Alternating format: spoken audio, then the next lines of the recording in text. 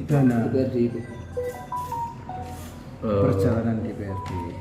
Apa? Saya mengacu pada Peraturan Presiden Nomor 33 Tahun 2020 tentang honorarium yang dipagukan secara regional. Itu kan udah ada aturan mainnya. Karena saya mendapatkan dari sumber yang bisa kami percaya tentang daftar penerima honorarium DPRD Blora yang total jumlahnya hampir 11 miliar kurang sedikit, maka tak bulatkan 11 miliar gitu aja. Itu terus saya mempelajari tentang peraturan presiden yang dikirim dari seseorang. Nah, setelah tak print out bahwa kalau penyelenggaranya itu intern OPD atau dinas setempat itu harus mendapatkan 50%. Itu aturannya gitu. Nah, saya melihat di daftar penerima itu ada yang 140 jam, 120 jam dalam 1 bulan. Ini kan terimanya kalau per jamnya di situ bahwa anggota DPRD setara dengan eselon 2 itu kan 1 juta. Padahal menurut aturan yang di depannya itu bahwa peraturan presiden itu kalau penyelenggaranya intern itu 50%, seharusnya kan maksimal 500.000 karena batasan 1 juta, batasan 50% itu maksimalnya 1 juta, maksimalnya 500.000. Dan saya dapat jawaban apakah benar bahwa anggota DPRD itu setara dengan eselon 2. Itu saya tanya pada seseorang pimpinan semacam pejabat di Kabupaten Blora, dijawab bahwa menurut bagian hukum Kabupaten Blora bahwa eselon 2 itu setara dengan anggota DPRD yang seharusnya kalau dengan aturan penyelenggaranya intern itu 50%, jadi tidak 1 juta per jam. Nah, mengingat itu totalnya hampir 11 miliar, berarti yang 50% ini bermasalah, berarti di atas 5 miliar, 5. Ini belum fiktifnya, dugaan fiktif yang jamnya yang dijalankan dalam 1 bulan. Contoh ada yang dalam bulan November itu dia menjalankan 140 jam.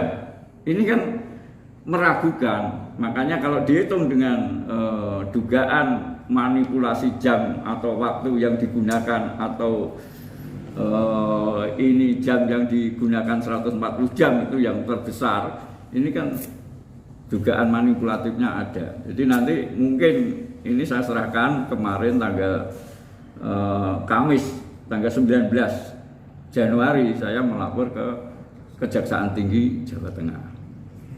Dari Kejaksaan Tinggi belum ada ini Pak, jawaban Pak?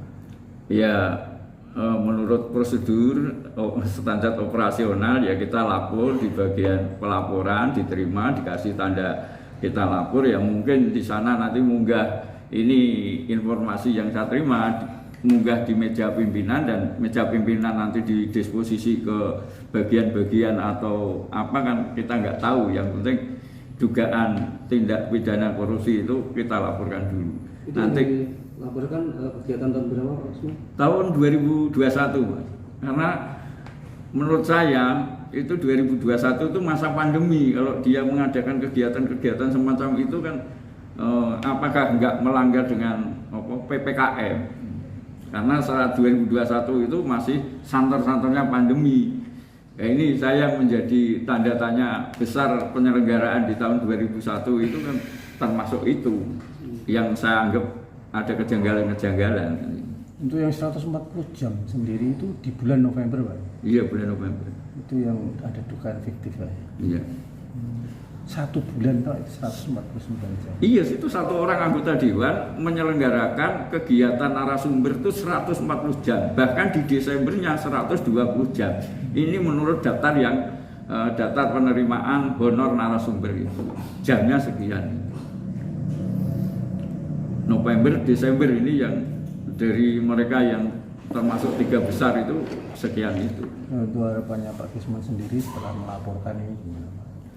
Ya karena negara kita negara hukum, berdasarkan hukum, dan itu dugaan tindakan melawan hukum, ya nanti kejaksaan selaku aparat penegak hukum ya untuk mencari alat bukti yang lain untuk bisa ditemukan dugaan tindakan pidana korupsinya.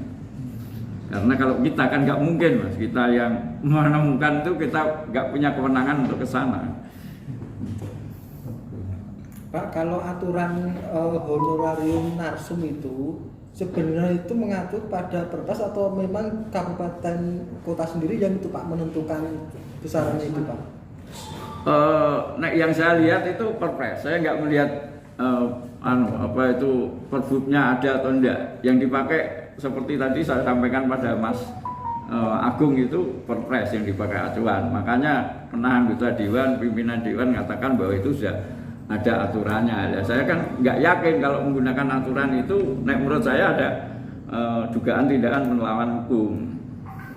Kalau versi dewan sendiri aturannya itu menurutnya aturan apa Pak yang dipakai Pak?